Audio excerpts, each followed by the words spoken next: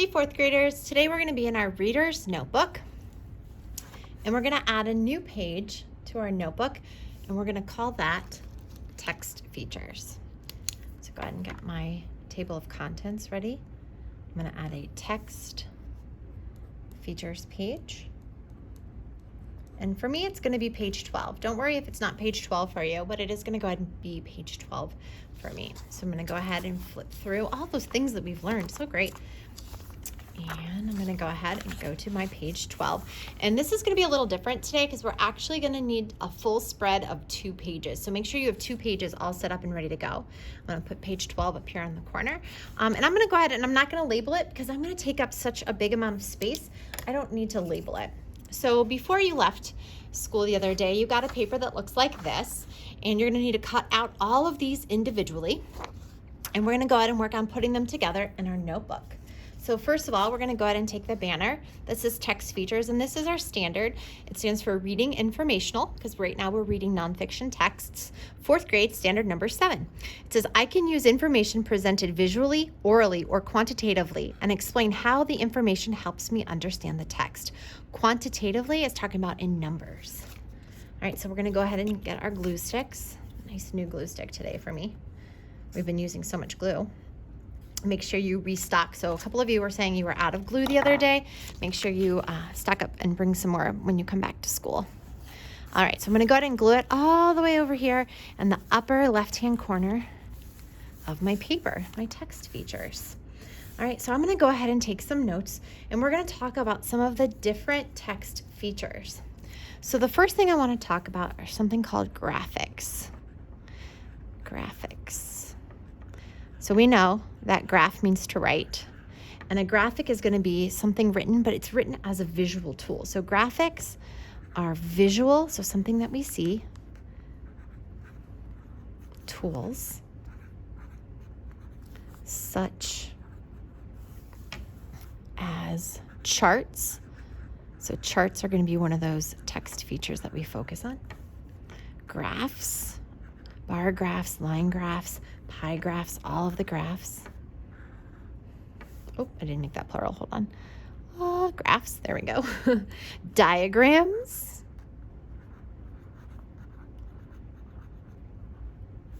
And then the last one, and timelines. We're going to see a lot of timelines soon when we start our next social studies unit. Okay? Now, all of these visuals of charts, graphs, diagrams, and timelines, they help us understand a text. So visuals help readers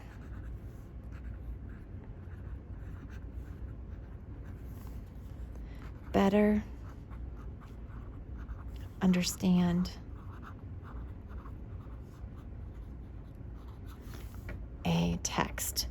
When we read our Pigeon Hero story, whenever we looked at some of these items, we learned more about the story than just reading the main selection. Because when information is presented in a graphic, it's not always mentioned in the story. So the author will add extra information in the form of a graphic to give you information that connects to your main text. So we're going to go ahead and include this. So we're going to do a semicolon. So it's the dot and then the comma. That's a semicolon. And then we're going to write, they may even give extra, so like bonus information, extra information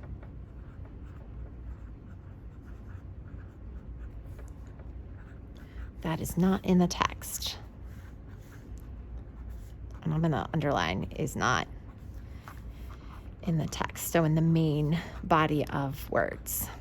Okay, so I'm going to move my hand out of the way. If you need a pause to go ahead and write that down, because I know my left-handedness can make it tricky for you to go ahead and follow me. So I'll go ahead, if you need to, go ahead and pause. All right, so up next, we're going to be putting in, this is a diagram. So go ahead and grab your glue stick.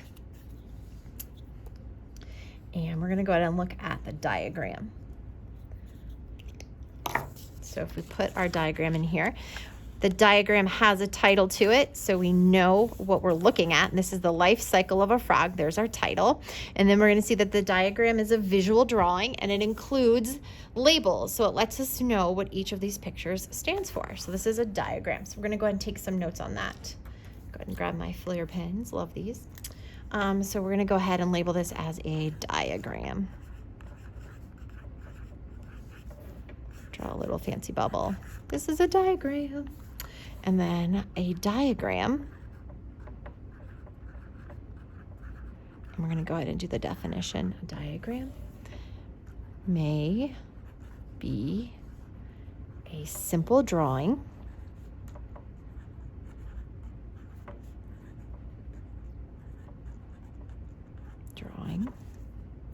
with labels. Or, so it can either be something like this with labels, or it's going to show us how something works. So, or it can show us, it can show how something works.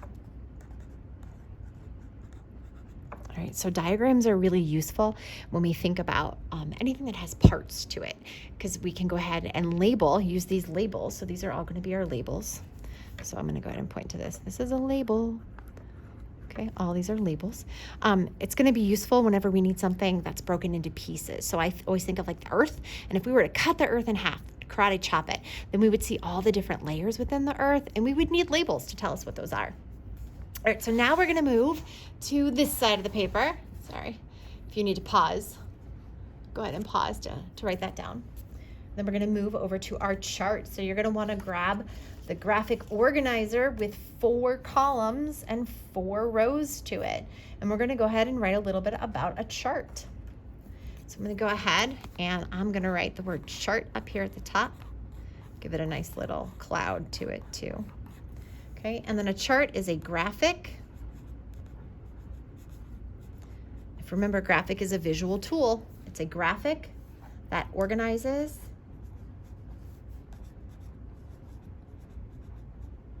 information. Oops, organizes. Mrs. Fowler's thinking ahead. Information.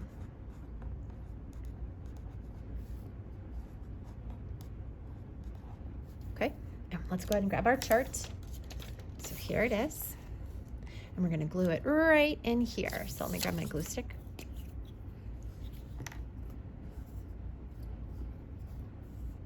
Okay, put that to the side. Go ahead and grab in my chart. Put it down just a little bit. There we go. All right. So if we look at this chart, we're going to go ahead and we're going to notice a few things. We're going to see that there are going to be headings. This is a heading for each of the different columns.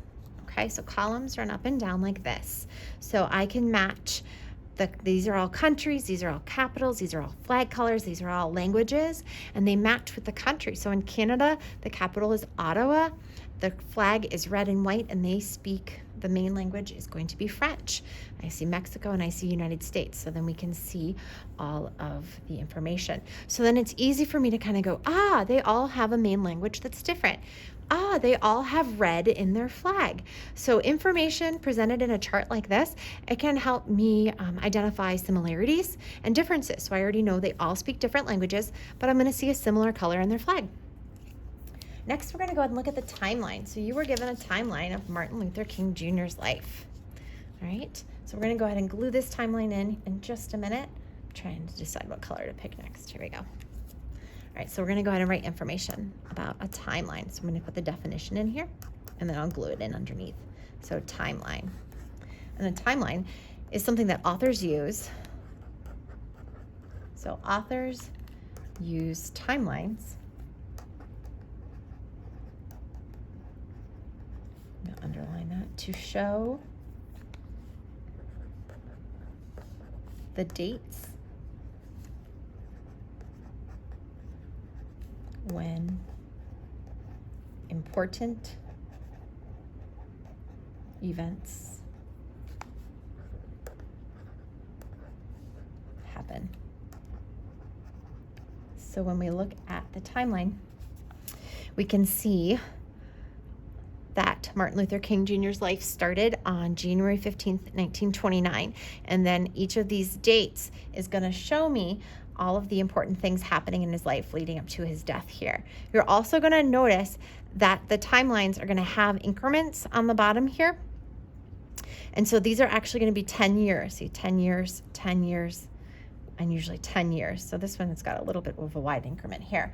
But when we make a timeline, I like to think of it kind of like a ruler because you're going to have certain marks on the timeline. All right, so let's go ahead and glue this in. I think I made mine a little bit too long as well. So I'm going to bend it down just a little bit. See if I can glue that part down. So you might need to trim yours a little bit. I don't have scissors handy.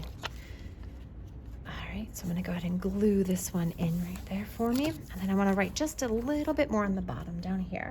So timelines, they make it really easy in order of showing us in the order that things happen to. And most timelines, we move from the left to the right, happening from the furthest up to the most recent. So no matter what the timeline is, we're always going to start on the left, and then when we move to the right, it's going to get sooner in time. So this is the furthest time away, and this is the most recent time. So timelines.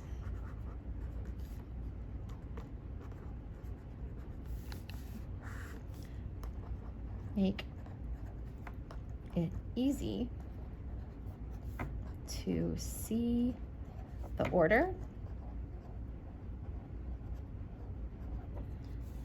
in which events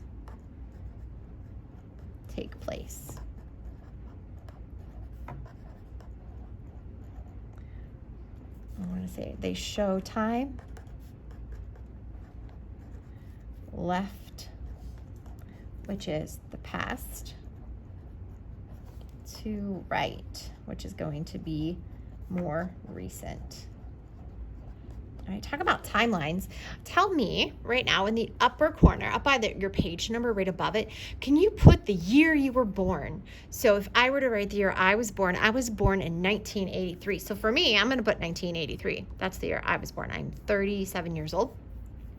So I was born in 1983, but what about you? Go ahead and put your birth year up here in the corner, and then I'll know that you listened to this video, and I'll get to see what year you were born. I'm guessing 2010, 2011 maybe, if I'm right. So go ahead, and I'm going to go ahead and leave this here so you can go ahead and copy what I have written down here. Just remember that we always want to make sure we pay attention to the text features. When an author gives us text features within the story, it's going to have extra information, and we're going to want to read that because it's going to tell us more about whatever we've been reading. And I love that. So one of my favorite pieces of text features that authors include are going to be captions. And when we read how the wolf became the dog, and remember I said this looked like an Egyptian wolf staring at the paragraph. It lets us know this is an ancient Egyptian hunting dogs. They were turned into mummies. How cool is that? It's not mentioned anywhere else in the story, but if you read it here in the caption, it gives us extra information. We saw that over here too about Balto.